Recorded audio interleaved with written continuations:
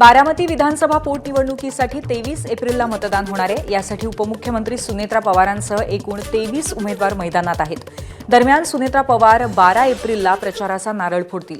राष्ट्रवादी काँग्रेसच्या प्रमुख नेत्यांच्या उपस्थितीत हा शुभारंभ होणार आहे। दिवंगत उपमुख्यमंत्री अजित पवार यांच्या निधनामुळे बारामती विधानसभेची जागा रिक्त झाली होती। त्यामुळे आता त्या जागेवर अजित पवारांच्या पत्नी आणि उपमुख्यमंत्री सुनेत्रा पवार निवडणूक लढवणार आहेत। बारामतीच्या पोटनिवडणुकीसाठी प्रचारासाठी भाजपने 40 स्टार प्रचारकांची यादी केली आहे। यात मुख्यमंत्री फडणवीस, मंत्री नितीन गडकरी, विधान परिषदेचे सभापती राम शिंदे यांच्यासह भाजपमधील दिग्गज नेत्यांचा या स्टार प्रचारकांमध्ये समावेश आहे। दरम्यान सुनेत्रा पवारांच्या प्रचारासाठी जाण्याची तयारी खासदार सुप्रिया सुळेंनी दर्शवली आहे। सुनेत्रा पवारांनी प्रचारासाठी बोलवलं तर नक्की जाईन, शेवटी नातेसंबंध महत्त्वाचे असतात, अशी प्रतिक्रिया सुप्रिया सुळेंनी दिली आहे। तसंच पोटनिवडणूक बिनविरोध का झाली नाही हे अजित पवार गटालाच विचारा, असंही सुप्रिया सुळेंनी म्हटलं। माझा काय रोल, मी एक मतदार म्हणून मतदानाला जाणार। इलेक्शन मध्ये सगळे कार्यकर्ते उत्सुक असतात, त्यामुळे नक्की तिथे काय झालं हे मी काल मी बारामतीत नव्हते, त्याच्यामुळे मला याची फारशी माहिती नाही। कुटुंब म्हणून तर पवार कुटुंब असेल किंवा महाराष्ट्रातलं आपण सगळेच कुटुंब आहोत। राजकारण होत राहतं, वैयक्तिक संबंध मी नेहमी माझ्या भाषणात नेहमी सांगते, रिश्ते ही मायने रखते। सत्ता, पैसा, राजकारण हे तर चालूच राहतं, पण शेवटी माणसाच्या आयुष्यात त्याच्या अतिसुखात आणि अतिदुःखात माणसंच लागतं। बारामती आणि राहुरी पोटनिवडणुकीसाठी स्टार प्रचारकांची यादी जाहीर करण्यात आली आहे। पवारांवर विखारी टीका करणाऱ्या गोपीचंद पडळकरांचं नाव स्टार प्रचारकांच्या यादीत असल्यामुळे चर्चांना उधाण आलंय। गोपीचंद पडळकर सुनेत्रा पवारांचा प्रचार करणार आहेत। दरम्यान पक्षाच्या सूचनेप्रमाणे काम करणार असल्याचं पडळकरांनी सांगितलंय। बारामतीमध्ये पार्टीच्या वतीनं मला सूचना आल्या, मला जर तिथं जायची गरज असेल तर मी नक्की जाईन। बारामतीमध्ये मी निवडणूक पण लढलो होतो 2019ची, त्यामुळं गावगाड्यामध्ये सर्व लोकांशी माझा परिचय चांगला आहे, माझं जाणं येणं आहे, त्यामुळं काही अडचण नाही। मी बारामतीला प्रचाराच्या निमित्तानं पार्टीने सूचना दिली तर मी जाईन। काँग्रेसने निवडणुकीतून माघार घेतल्यानंतर प्रदेशाध्यक्ष हर्षवर्धन सपकाळ बारामती दौऱ्यावर आहेत। यावेळी सपकाळांनी आकाश मोरे यांची भेट घेतली। आकाश मोरे यांना बारामती पोटनिवडणुकीसाठी काँग्रेसने उमेदवारी दिली होती आणि त्यानंतर पक्षश्रेष्ठींच्या आदेशानुसार त्यांनी उमेदवारी अर्ज मागे घेतला। त्यामुळे बारामतीतील स्थानिक नेत्यांनी सपकाळांची भेट घेत आभार मानले। यात उमेश पाटील, सुनेत्रा पवारांची स्वीय सहाय्यक सुनील मुसळे यांचाही समावेश आहे। बारामती पोटनिवडणुकीसाठी करुणा मुंडेही रिंगणात आहेत। पार्थ पवारांच्या फोननंतर करुणा मुंडे अर्ज मागे घेणार होत्या, मात्र 6 तारखेला धनंजय मुंडेंनी फोन करून आव्हान दिलं, त्यामुळे निवडणूक लढण्याचा निर्णय घेतल्याचं करुणा मुंडेंनी सांगितलंय। हर्षवर्धन सपकाळ साहेबांना फोन करू शकता धनिया मुंडे, पण स्वतःची बायकोला कॉल करू शकत नाही। तो माझा पण फर्ज आहे ना याच्यामध्ये। इतके मोठे पार्थदादा मला कॉल करू शकता है ना, त्यांचे मोठे मोठे नेत्यांनी मला समजावणी दिली आणि त्यांचं मी कौतुक करते, पण धनिया मुंडे जे माझा नवरा आहे ते मला कॉल करू शकत नाही, इतका त्यांना छोटापणे वाटतोय। दोन्ही राष्ट्रवादी विभक्त झाल्यावर राजकीयदृष्ट्या स्वतंत्र असल्या तरी कौटुंबिकदृष्ट्या उत्तम समन्वय राखून असल्याचं बारामती पोटनिवडणुकीमध्ये दिसून येत आहे। अजित पवारांच्या मृत्यूनंतर बारामती पोटनिवडणूक लढवणार नाही असं शरद पवारांच्या राष्ट्रवादीने जाहीर केलं, तो शब्द त्यांनी पाळलाच। एवढंच नाही तर पवारांच्या राष्ट्रवादीने निवडणूक बिनविरोध होण्यासाठी निकराचे प्रयत्न केले। काँग्रेसने उमेदवार मागे घ्यावे यासाठी सुप्रिया सुळे, रोहित पवारांनी मुंबईपासून दिल्लीपर्यंत प्रयत्न केलेच, पण खुद्द शरद पवार यांनीही आपली ताकद पणाला लावली। पवारांनी वेळोवेळी मल्लिकार्जुन खरगेंशी संपर्क साधला। बारामतीपासून दिल्लीपर्यंत पवारांनी प्रत्येक पातळीवरती प्रयत्न केले आणि याचा परिणाम म्हणून काँग्रेसने उमेदवारी मागे घेतल्याचं दिसतंय। एकनाथ शिंदे आणि ठाकरेंच्या शिवसेनेचे खासदार यांच्या कथित भेटीच्या वृत्तामुळे खळबळ उडाली होती। बुधवारी ठाण्यामध्ये ही भेट झाल्याचं वृत्त होतं। ठाकरेंच्या 6 खासदारांनी शिंदेंची ठाण्यात बुधवारी भेट घेतल्याचं सांगितलं जात होतं। या बैठकीला 2 खासदार व्हीसीद्वारे उपस्थित होते असंही सांगितलं गेलं, मात्र एकनाथ शिंदे, श्रीकांत शिंदेंनी हे वृत्त तातडीने फेटाळून लावलंय। राज्यात ऑपरेशन टायगरची मोठी चर्चा सुरू असतानाच उपमुख्यमंत्री एकनाथ शिंदे दरे या गावी 3 दिवस मुक्कामासाठी गेलेत। उद्धव ठाकरेंच्या शिवसेनेतील 8 खासदारांची एकनाथ शिंदेंसोबत बैठक झाली आणि सर्व खासदार लवकरच शिंदेंच्या शिवसेनेत प्रवेश करणार असल्याच्या वृत्ताची जोरदार चर्चा रंगली होती. यावरून संबंधित खासदारांनी अशा कोणत्याही बैठकीला आम्ही उपस्थित नव्हतो असं स्पष्टीकरण सुद्धा दिलं. मात्र तरी सुद्धा या वृत्तावरनं तर्कवितर्कांना उधाण येतच राहिलं. अखेर उपमुख्यमंत्री एकनाथ शिंदेंनीच खासदारांसोबत कोणतीही बैठक झाली नसल्याचा खुलासा केला आणि या प्रकरणावरती पडदा टाकला. ठाकरेंच्या शिवसेनेच्या खासदारांसोबत कोणतीही बैठक झाली नाही. ठाकरेंच्या शिवसेनेतून अशा बातम्या पसरवल्या जात आहेत, अशी प्रतिक्रिया शिवसेनेचे खासदार नरेश म्हस्के यांनी दिली. कुठल्याही प्रकारची बैठक उबाटाच्या खासदारांच्या समवेत आमची झालेली नाही आहे. ऑपरेशन टायगर वगैरे हा काही विषय पण नाही आहे. उबाटातीलच काही लोक अशा पद्धतीने बातम्या पसरवण्याचं काम करत आहेत. आपल्या खासदार आमदारांवरती प्रेशर आणण्याकरता अशा पद्धतीच्या बातम्या उबाटातीलच काही नेते हेतुपुरस्पर समाज माध्यमांमध्ये अशा प्रकारच्या बातम्या पसरवित आहेत. तर एकनाथ शिंदे छुप्या बैठका घेत नाहीत, अशी प्रतिक्रिया राज्याचे परिवहन मंत्री प्रताप सरनाईक यांनी दिली आहे. राज्यामध्ये ऑपरेशन टायगर चालू आहे. 365 दिवस चालू असतं, 24 तास चालू असतं. परंतु ऑपरेशन टायगर म्हणजे फक्त खासदार नव्हे. ऑपरेशन टायगर म्हणजे सर्वसामान्य शिवसैनिक ज्याच्यावर अन्याय झालेला आहे, जो बाळासाहेबांच्या विचाराला मानणारा आहे, जो शिंदे साहेबांच्या विचाराला मानणारा आहे, त्याला ऑपरेशन टायगर. आमच्या दृष्टीनं खासदार काय किंवा सर्वसामान्य शिवसैनिक काय एकच आहे. दरम्यान ऑपरेशन टायगरच्या चर्चांवरती संतापलेल्या खासदार अरविंद सावंत यांनी उद्धव ठाकरेंना सोडून कुठेही जाणार नाही असं ठणकावलं. यावेळी त्यांनी चक्क ठाकरेंची प्रतारणा कधी करणार नाही असं पत्रकार परिषदेत कागदावरती लिहून दाखवलं. हे जे समोर दिसते ना मूर्ती म्हणूया पाहिजे तर दगडांच्या मूर्त्या केल्या ना किंवा मातीच्या घडवल्या, आईने जन्म दिला, ती मूर्ती वंदनीय होती. हिंदू हृदय सम्राट शिवसेना प्रमुख बाळासाहेबांनी ठाकरेंनी घडवलेली आहे, लक्षात ठेवा. आमदार केलं मोठ्या साहेबांनी, खासदार केलं उद्धव साहेबांनी.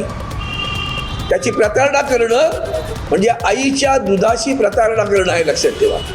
असले घाणेरडे संस्कार बाळासाहेबांचे विचार नाही. बरं, गद्दारांच्या बाबतीत बाळासाहेबांचे विचार काय होते ते सांगा पहिल्यांदा. बाळासाहेबांचे विचार सांगा ना. गद्दारांच्या बाबतीत काय विचार होते. दरम्यान ऑपरेशन टायगरवरनं खासदार संजय राऊतांनीही फटकारलाय. बघा, ऑपरेशन जे असतं की नाही हे एकदाच केलं जातं.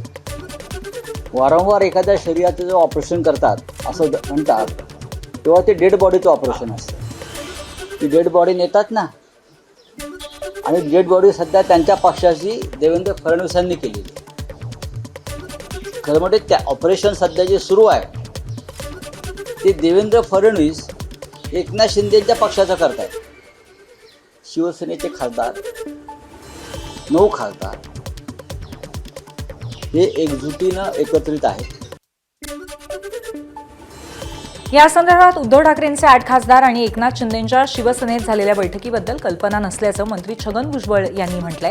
तसंच उद्धव ठाकरे त्यांच्या आमदार खासदारांना सांभाळण्याची जबाबदारी योग्य पद्धतीने पार पाडतील असा विश्वासही त्यांनी व्यक्त केलाय. बैठक झाली की नाही याबद्दल नक्की काही माहिती मला सुद्धा नाही. आणि आपण सुद्धा ही बातमी जी काही सांगतात ती सूत्रावर, तर काय सूत्र आहे, खरं काय खोटं काय, मला काही कल्पना नाही. परंतु मला असं वाटतं की उद्धवजी ठाकरे जे आहेत ते स्वतःच्या खासदारांची आणि आमदारांची त्यांच्या संदर्भामध्ये त्यांना सांभाळण्याची पूर्णपणे जबाबदारी व्यवस्थित पाहतात. लाडकी बहीण योजनेवरनं मुंबई उच्च न्यायालयाने राज्य सरकारला फटकारलंय. 7व्या वेतन आयोगानुसार शिक्षक तसंच शिक्षकेतर कर्मचाऱ्यांना निवृत्ती वेतन आणि इतर लाभ देण्यास राज्य सरकारकडे पैसे नसतील तर लाडकी बहीण योजना बंद करावी असं म्हणत हायकोर्टाने फटकारलंय. मुंबई महापालिकेच्या शिक्षण विभागातून निवृत्त झालेल्या महिलेने मुंबई उच्च न्यायालयामध्ये धाव घेतली. या महिलेला 7व्या वेतन आयोगानुसार निवृत्ती वेतनासह इतर लाभ न दिल्यामुळे तिने न्यायालयामध्ये धाव घेतली। यावेळी 7व्या वेतन आयोगानुसार निवृत्ती वेतन तसंच इतर लाभ देण्यासाठी पालिकेकडे पैसे नाहीत, कारण राज्य सरकार पैसे देत नसल्याची पालिकेच्या वकिलांची कोर्टामध्ये भूमिका होती। लाडकी बहीण योजनेसाठी 40,000 कोटी खर्च करता मग पैसे कसे नाहीत, अशी विचारणा उच्च न्यायालयाने केली। उन्हाळी सुट्टीच्या निमित्ताने प्रवाशांची वाढती संख्या लक्षात घेता एसटी महामंडळाने 10% भाडेवाढ केली आहे। 15 एप्रिल ते 15 जून या काळामध्ये 10% भाडेवाढीचा निर्णय घेण्यात आलाय। त्यामुळे नेहमीपेक्षा 10% अतिरिक्त भाडं प्रवाशांना द्यावं लागणार आहे। 10% भाडेवाढीमुळे धुळ्याहून नाशिकला जाण्यासाठी 272 ऐवजी आता तब्बल 300 रुपये, तर पुणे आणि मुंबईसाठी तब्बल 700 रुपये भाडं मोजावं लागणार आहे। मुंबई महापालिकेच्या यंदाच्या अर्थसंकल्पातील 800 कोटी रुपयांच्या निधी वाटपामध्ये मोठी तफावत समोर आली आहे। सत्ताधाऱ्यांना कोटींचा निधी देताना विरोधकांना लाखांमध्ये मर्यादित ठेवण्यात आल्यामुळे राजकीय वाद चिघळलेला आहे। सत्ताधारी नगरसेवकांना 2.25 कोटींच्या आसपास निधी मिळाला आहे, तर विरोधकांना केवळ 20 ते 25 लाखांचा निधी मिळाला आहे। सर्वपक्षीय गटनेत्यांना 2 ते 20 कोटींपर्यंत निधी मिळालेला आहे। या निधीत विकास कामं कशी करायची असा सवाल विरोधकांनी विचारलाय। माझ्या वॉर्डामध्ये 3-4 वर्ष झाले काहीच कामं झालेली नाही आणि आता जो निधी मंजूर झालेला आहे तो फारच कमी आहे। आमच्या वॉर्डामध्ये जेव्हा आम्ही कामं करायला जातो तेव्हा आम्ही सगळ्यांची कामं करतो, आम्ही तिथे पक्ष वगैरे बघत नाही। आणि आता जो निधी मंजूर झाला आहे तो त्यामध्ये खूप पक्षपात केलेला आहे। जे BJPचे लोक आहेत त्यांनी 7 ते 8 पटीने निधी मंजूर केलेला आहे। तर माझं महापौरांना आणि आयुक्तांना असं सांगणं आहे की असा पक्षपात करू नये। याला समतोल विकास म्हणतात असा उपरोधिक टोला काँग्रेस नेते विजय वडेट्टीवार यांनी लगावला। तसंच नगरसेवकांना वेगवेगळ्या प्रमाणात निधी हे महाराष्ट्रात कधीच झालं नाही, अशी टीकाही वडेट्टीवारांनी केली आहे।